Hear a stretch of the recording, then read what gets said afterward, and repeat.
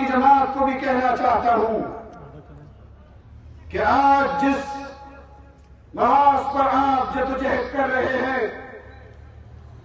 قرب ہوگا تو اصول کی بنیاد پر ہوگا۔ ان مناسب کی ہماری نظر میں کوئی حیثیت نہیں۔ یہ لوگ جس طرح حکمران بنے ہیں، ان کے ایک ایم پی اے نے کہا کہ ضمانتیں دے کر اتنے ایم پی ایز بنے ہیں، تو ان کے سابقہ وزیر اعلیٰ نے کہا کہ میرے پاس ساری فہرست ہے کہ جو لوگ ضمانتیں دے کر ایم پی ایز بنے ہیں۔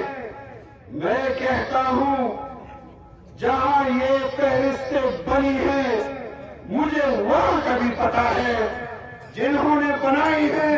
مجھے ان کا بھی پتا ہے، لیکن ان کو بتانا چاہتا ہوں کہ گزشتہ وزیر اعظم کو جو جعلی مینڈیٹ کے ساتھ وزیر اعظم بنا، اس کے حکمرانی کا تختہ جمعیت کی قیادت نے پلٹا۔